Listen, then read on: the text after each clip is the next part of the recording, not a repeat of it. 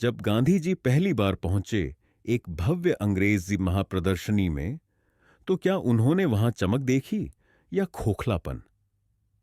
इस अध्याय में हम देखते हैं गांधी जी की नवीन अनुभवों से भरी पहली मुलाकात, ब्रिटिश सभ्यता की भव्यता से शून्य, जहां उन्हें मिला संसार की चकाचौंध और आत्मा की खामोशी का फर्क समझने का मौका।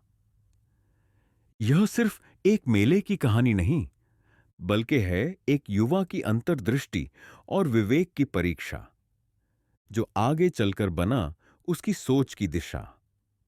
चलिए जानते हैं क्या देखा गांधी जी ने उस महाप्रदर्शनी में, जो दिखने में आकर्षक थी पर अंदर से। अध्याय 23, महाप्रदर्शनी। सन 1990 में पेरिस में एक बड़ी प्रदर्शनी हुई थी। उसकी तैयारियों के बारे में मैं पढ़ता रहता था। पेरिस देखने की तीव्र इच्छा तो थी ही। मैंने सोचा कि यह प्रदर्शनी देखने जाऊं तो दोहराला लाभ होगा। प्रदर्शनी में एफिल टॉवर देखने का आकर्षण बहुत था। यह टॉवर सिर्फ लोहे का बना है, 1000 फुट ऊंचा है। इसके बनने से पहले लोगों की यह कल्पना थी कि 1000 फुट ऊंचा मकान खड़ा ही नहीं रह सकता। प्रदर्शनी में और भी बहुत कुछ देखने जैसा था। मैंने पढ़ा था कि पेरिस में एक अन्नाहार वाला भोजन गृह है। उसमें एक कमरा मैंने ठीक किया। गरीबी से यात्रा करके पेरिस पहुंचा, 7 दिन रहा। देखने योग्य सब चीजें अधिकतर पैदल घूमकर ही देखी। साथ में पेरिस की और उस प्रदर्शनी की गाइड तथा नक्शा ले लिया था। उसके सहारे रास्तों का पता लगाकर मुख्य मुख्य चीजें देख लीं। प्रदर्शनी की विशालता और विविधता के सिवा उसकी और कोई बात मुझे याद नहीं है। एफिल टॉवर पर तो 2-3 बार चढ़ा था, इसीलिए उसकी मुझे अच्छी तरह याद है। पहली मंजिल पर खाने पीने का प्रबंध था। यह कह सकने के लिए कि इतनी ऊंची जगह पर भोजन किया था, मैंने 7.5 शिलिंग फूंक कर वहां खाना खाया। पेरिस के प्राचीन गिरजाघरों की याद बनी हुई है। उनकी भव्यता और उनके अंदर मिलने वाली शांति भूला ही नहीं जा सकती। नोत्र दाम की कारीगरी और अंदर की चित्रकारी को मैं आज भी भूला नहीं हूं। उस समय मन में यह ख्याल आया था कि जिन्होंने लाखों रुपए खर्च करके ऐसे स्वर्गीय मंदिर बनवाए हैं, उनके दिल की गहराई में ईश्वर प्रेम तो रहा ही होगा। पेरिस की फैशन, पेरिस के स्वेच्छाचार और उसके भोग विलास के विषय में मैंने काफी पढ़ा था। उसके प्रमाण गली गली में देखने को मिलते थे, पर ये गिरजाघर उन भोग विलासों से बिल्कुल अलग दिखाई पड़ते थे। गिरजों में घुसते ही बाहर की अशांति भूल जाती है। लोगों का व्यवहार बदल जाता है। लोग अदब से पेश आते हैं। वहां कोलाहल नहीं होता। कुमारी मरियम की मूर्ति के सम्मुख कोई न कोई प्रार्थना करता ही रहता है। यह सब वहम नहीं है, बल्कि हृदय की भावना है। ऐसा प्रभाव उस समय मुझ पर पड़ा था और बढ़ता ही गया है।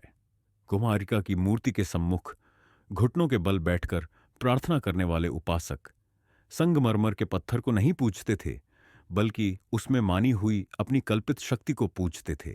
ऐसा करके वे ईश्वर की महिमा को घटाते नहीं, बल्कि बढ़ाते थे। यह प्रभाव मेरे मन पर उस समय पड़ा था, जिसकी धुंधली याद मुझे आज भी है। एफिल टॉवर के बारे में 2 शब्द कहना आवश्यक है। मैं नहीं जानता कि आज एफिल टॉवर का क्या उपयोग हो रहा है।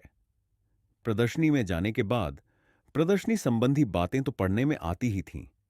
उसमें उसकी स्तुति भी पढ़ी और निंदा भी। मुझे याद है कि निंदा करने वालों में टॉल्स्टॉय मुख्य थे। उन्होंने लिखा था कि एफिल टॉवर मनुष्य की मूर्खता का चिन्ह है, उसके ज्ञान का परिणाम नहीं। अपने लेख में उन्होंने बताया था कि दुनिया में प्रचलित कई तरह के नशों में तंबाकू का व्यसन एक प्रकार से सबसे ज्यादा खराब है। कुकर्म करने की जो हिम्मत मनुष्य में शराब पीने से नहीं आती, वह बीड़ी पीने से आती है। शराब पीने वाला पागल हो जाता है, जबकि बीड़ी पीने वाले की अक्ल पर धुआं छा जाता है, और इस कारण वह हवाई किले बनाने लगता है। टॉल्स्टॉय ने अपनी सम्मति प्रकट की थी कि एफिल टॉवर ऐसे ही व्यसन का परिणाम है। एफिल टॉवर में सौंदर्य तो कुछ है ही नहीं। ऐसा नहीं कह सकते कि उसके कारण प्रदर्शनी की शोभा में कोई वृद्धि हुई। एक नई चीज है, बड़ी चीज है, इसीलिए हजारों लोग उसे देखने, के लिए उस पर चढ़े।